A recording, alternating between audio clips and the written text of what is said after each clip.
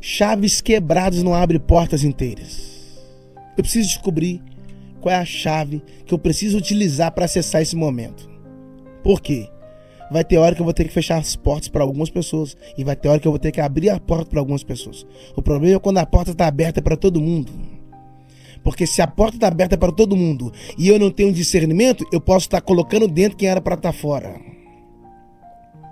Chaves quebradas não abrem portas inteiras. Então, antes de Deus abrir a porta, precisa abrir a sua mente. Entende? Por exemplo, Jonas entrou dentro do barco, não foi? O dono do barco vendeu o ingresso para o Jonas sem saber quem ele era. Ele era um fugitivo, mas o dono do barco não sabia. E por que Jonas entrou dentro de um barco? Porque para um fugitivo qualquer barco serve. Ele mesmo pagou a passagem e entrou para dentro do barco. O que eu aprendo? Ele mesmo que comprou a passagem. O que eu aprendo? Que quando você faz a rota, quem paga a passagem é você. Mas quando Deus faz a rota, quem paga a passagem é Ele. Quanto mais longe aquele barco ia, mais longe do propósito Jonas ficava. Até que eles descobriram que Jonas estava lá, pegaram o Jonas e jogaram para fora do barco. A tempestade cessou. Tem gente que é homem de Deus, mas vai ter que sair de certos ambientes, que senão a tempestade não cessa. Deixa eu só falar um negócio aqui. Eles jogaram as malas da tripulação fora para deixar o barco leve. Na mala você leva o quê? Coisa importante. Você não viaja e leva coisa desnecessária. Na mala você só leva o que é importante.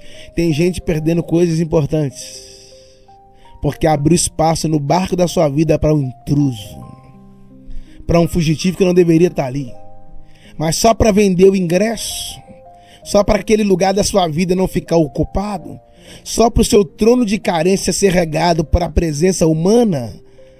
Aí você coloca qualquer um.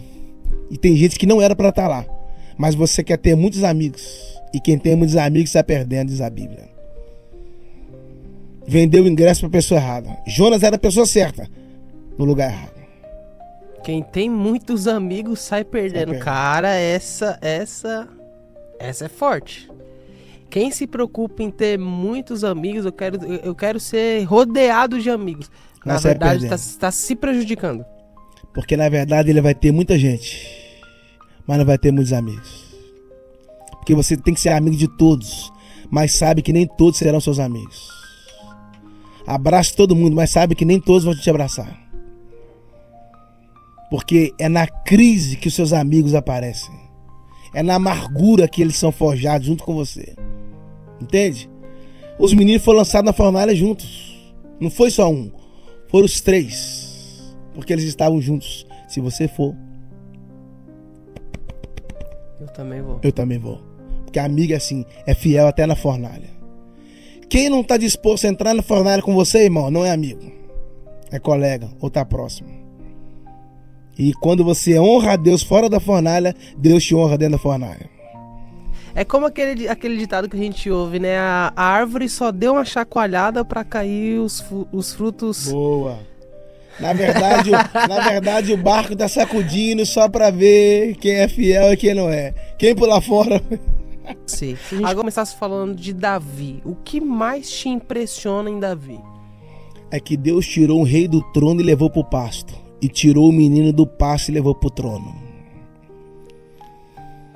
Meu Deus. Porque quando você aguarda a hora de Deus, não importa onde você está, isso é onde Deus pode te colocar. O Davi era pequeno, mas o chamado dele era grande. Ele não começou rei, ele começou servo. Entende? Então é melhor começar servindo e terminar promovido do que começar promovido e terminar. Entende? Davi é incrível, porque quando Davi trouxe a Arca da Aliança, isso é muito forte. Ele trouxe a Arca, ele começou a celebrar. Sim.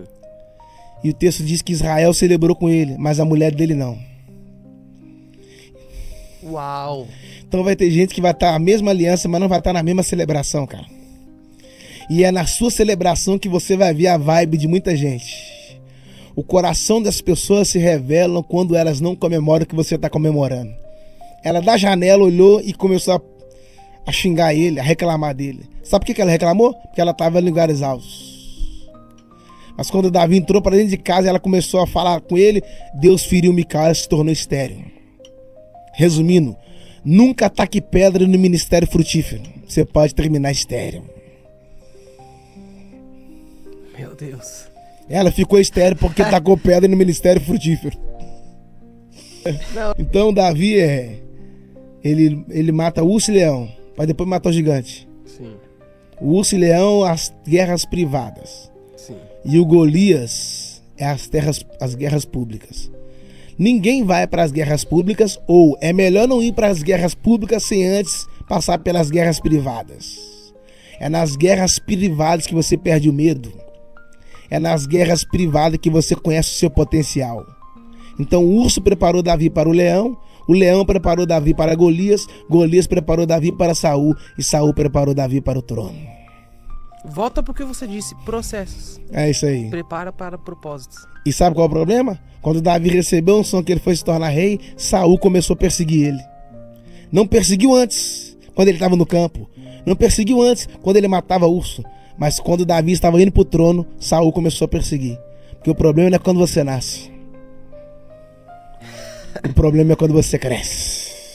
Meu Deus. Quando você está começando, você não incomoda ninguém. Mas quando você cresce... Se você não quer ter inimigo, não quer ter perseguição, se você não quer tomar pedrada, se você não quer ser perseguido, irmão, não cresça não. Continue no nível que você está. Porque o dia que você crescer, pode se preparar. Pessoas de perto vão começar a te perseguir. E serão as de perto. Isso aí. As de longe às vezes até te admiram, mano. As de perto que é o problema. Eles não estão acostumados a ver aquilo. Por quê? Eles te conhecem desde o começo, né? Eles sabem qual foi o seu começo. Por quê? Toda grande árvore um dia foi uma pequena semente. O que eu mais amo falar é sobre semente. Toda semente dentro dela tem uma árvore. O que você será no futuro, você é hoje em forma de semente. Toda vez que você come uma semente, você deixa de ser um semeador e passa a ser um devorador. Quando você come uma semente, você aborta uma colheita, irmão. A colheita que você tanto espera está dentro da semente que você tanto despreza. Semente não foi feita para comer. Por isso Deus não põe semente em pratos. Porque a Bíblia diz que Deus dá semente ao que semeia. Sim ou não? Sim. Porque semente ao que semeia e pão para quem tem fome. Porque se ele dá semente para quem tem fome, ele vai confundir semente com alimento. E semente você não come, semente você planta. E o alimento você não planta, o alimento você come. Não confunda semente com talento. Por quê?